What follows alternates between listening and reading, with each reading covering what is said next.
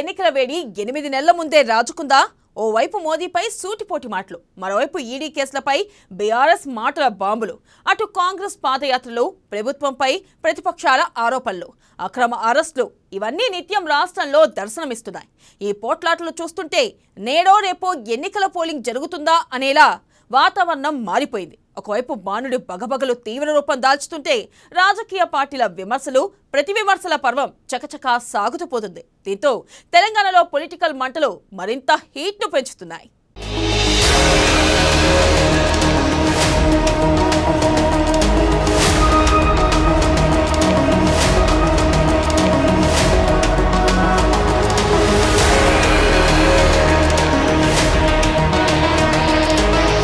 తెలంగాణలో మారుతున్న రాజకీయ ముఖచిత్రం. అధికార బీఆర్ఎస్ పై ప్రతిపక్షాల యుద్ధం, బీజేపీపై బీఆర్ఎస్ ఎదురుదాడి, పోటాపోటీగా నేతల మాటల తూటాలు, పాదయాత్రలతో ప్రజల్లోకి లీడర్లు.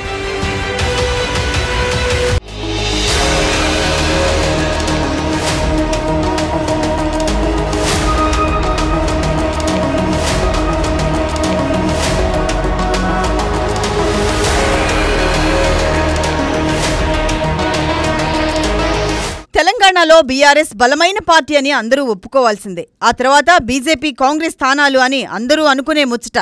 కానీ రాజకీయ చదరంగంలో ఇవన్నీ మారుతున్నాయి. ఇక బీజేపీలో మైలేజ్ పెంచేందుకు ప్రధాని మోదీ తెలంగాణలో ఇప్పటికే చాలాసార్లు సభలు, సమావేశాలు, ప్రారంభోత్సవాలతో ఇక్కడ నాయకులకు జోష్ నింపుతున్నారు. ఇలాంటి తరుణంలో బండి సంజయ్ విడతల వారీగా పాదయాత్రను గత ఏడాదే ప్రారంభించి ప్రభుత్వ వ్యతిరేకతను తూర్పారా పడుతున్నారు. జనపార్టీ అవునా కాదా? మళ్ళా రేపు అమ్మన ఓలంటే మన రేపు ఉప ఎన్నికలు అంటాడు. మళ్ళీ ఒక్కసారి ఎన్నికలు గవర్నమెంట్ రద్దు చేస్తున్నాడు, లీక్ ఇస్తాడు. మళ్ళీ రాత్రి రెండు గట్టిగా పెగ్గులు చంపుతా తెల్లారే ఎన్నికలు అంటాడు. వాళ్ళకు మండల కమిటీ లేదు, ఒక జిల్లా కమిటీ లేదు, ఒక రాష్ట్ర కమిటీ లేదు, అంతా ఫ్యామిలీ ప్యాకేజ్ అంతనే కాదా? అయ్య, బిడ్డ, కొడుకు, అల్లుడు, సడకుడు కొడుకు, నలుగురు కూర్చుంటే క్యాబినెట్.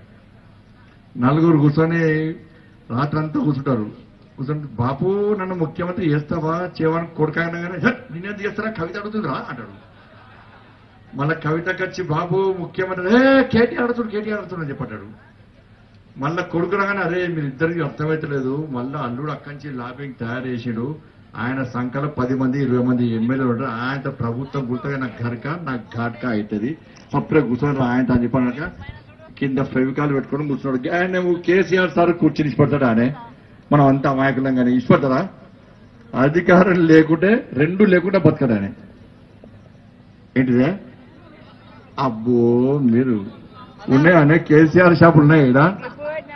బండి సంజయ్ సర్కార్పై మాటల తూటాలు పేలుస్తుంటే అధికార బీఆర్ఎస్ పార్టీ ఊరుకోదు కదా. దీనికి కౌంటర్గా అధికార పక్షం నాయకులు కూడా అంతే ఘాటుగా తిప్పికొడుతున్నారు. ఇలాంటి పరిస్థితుల్లోనే సీబీఐ, ఈడీ కేసులు వెలుగులోకి వచ్చాయి. అది కూడా కేవలం అధికార పార్టీ ప్రధాన నాయకులపై రావటం కాస్త చర్చనీయాంశమైంది. కేసుల విషయం సాగుతుండగానే మోడీకి, ఈడీకి జంకం అంటూ మంత్రులు మాటల దాడిని చేస్తూ తమ ధైర్యాన్ని ప్రదర్శిస్తూ వస్తున్నారు. లిక్కర్ స్కామ్ మా ఎమ్మెల్సీని పిలిచిండ్రు. మా MLC she will cooperate unlike your people. B L Santosh అంటోడు ఇక్కడ పైసలు పంపి 2 స్వాములను పంపి దొరికిపోయిన దగులుబాజీ దొంగవాడు. వాడు దాక్కున్నాడు. విచారణకు పిలిస్తే భయపడి దాక్కున్నాడు. ఎక్కడో పండుకున్నాడు. కోర్టుకు పోయి నో అరెస్ట్ అని తెచ్చుకున్నాడు. మేము అట్లా చేయం. మేము పోతాం విచారణకు as law abiding citizens of this country.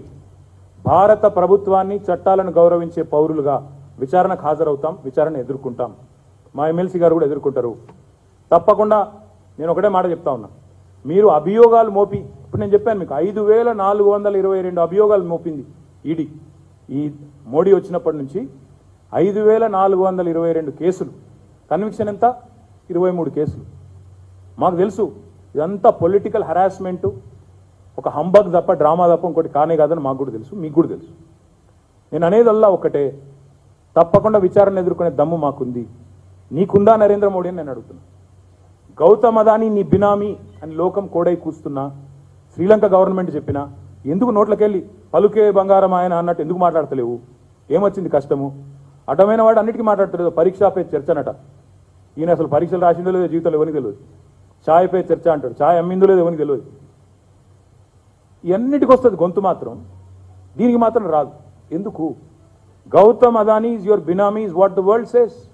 Hindenburg report is saying, Economist is saying, the whole world is saying it, but you don't want to come out and speak. అందుకే నేను అనేది, మేము విచారణ ఎదుర్కొంటాం. డెఫినెట్గా ఈ రాజకీయపరమైన కక్ష సాధింపు ఏదైతే ఉందో ముమ్మాటికి రాజకీయంగానే ఎదుర్కొంటాం. ప్రజా కోర్టులో మేము తెలుసు, మాకు న్యాయ వ్యవస్థ మీద కూడా నమ్మకం ఉంది. దేశంలో మంచి జడ్జిలు ఉన్నారు. ఇంకా కూడా కొంతమంది బీజేపీ వాళ్ళు ఉండొచ్చు, కానీ చాలామంది మంచి జడ్జిలు ఉన్నారు. ఇంకా వాళ్ళ మీద మాకు నమ్మకం ఉంది. తప్పకుండా దేశం న్యాయం అల్టిమేట్గా గెలుస్తుంది. ఈ హరాస్మెంటు, ఈ నాన్ సెన్సు, వీటికి భయపడం మోడీకి ఈడీకి నేను మళ్ళీ చెప్తున్నా, it is not ED summons, it is Modi summons. ఈ మోడీ సమన్లకు, మోడీ ఉడత ఊపులకు భయపెట్టేవాడు తెలంగాణలో లేడు. తప్పకుండా ఎదుర్కొంటాం, అన్ని రకాలుగా ఎదుర్కొంటామని చెప్తూ మీ అందరు కూడా మళ్ళొకసారి ధన్యవాదాలు. ఇక లిక్కర్ స్కామ్ వ్యవహారంలో అధికారులు దర్యాప్తు వేగం పెంచారు. ఇందులో కొందరు పేర్లు ఛార్జ్షీట్లో పేర్కొన్నారు. ఎన్నికలు జరిగే రాష్ట్రాల్లో మోడీ కన్నా ముందుగా ఈడీ వస్తుందన్న ప్రచారమూ తాజాగా సాగుతోంది. గతంలో ఢిల్లీ మొదలు పశ్చిమ బెంగాల్ వరకు అన్ని రాష్ట్రాల్లో ఇలాంటి పరిస్థితే నెలకొంది.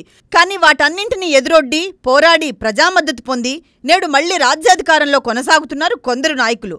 దీనివల్ల ఈడీని బీజేపీ ఓ పావుగా వాడుకుందని కొందరి వాదన. ఇదే నిజమైతే చాలా హేయమైన చర్యగా పరిగణించవలసి వస్తుంది.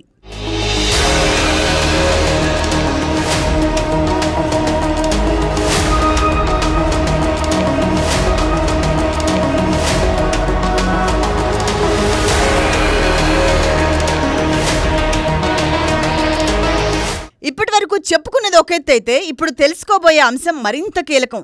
కొందరు అధికార పార్టీలో అసహనానికి గురై కాంగ్రెస్ బీజేపీల వైపు మొగ్గు చూపుతున్నారు అనే వార్తలు వినిపిస్తున్నాయి. అలాగే పాదయాత్రల పర్వం కూడా జోరుగా సాగుతుంది. వీటిని అడ్డుకునేలా ఏర్పాట్లు అప్పుడప్పుడు ప్రభుత్వాలు చేస్తున్నాయి. అయినప్పటికీ ఎక్కడా వెనక్కి తగ్గకుండా పాదయాత్ర కార్యక్రమాన్ని కొనసాగిస్తున్నారు. కాంగ్రెస్ నుంచి రేవంత్, బీజేపీ నుంచి బండి సంజయ్, వైఎస్ఆర్టీపీ నుంచి వైఎస్ షర్మిల పాదయాత్ర చేస్తున్నారు.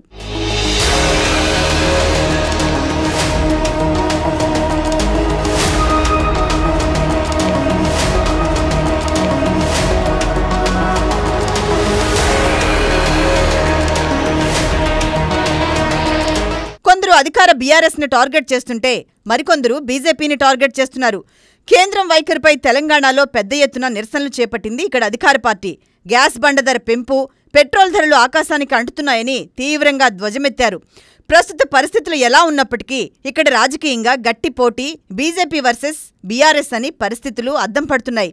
ప్రజలు చివరిగా ఎవరికి పట్టం కడతారన్నది ఇక్కడ ప్రధానాంశంగా మారింది. భవిష్యత్తులో అధికారం ఎవరిదో తెలియాలంటే కొత్త ఏడాది వరకు వేచి చూడాలి మరి.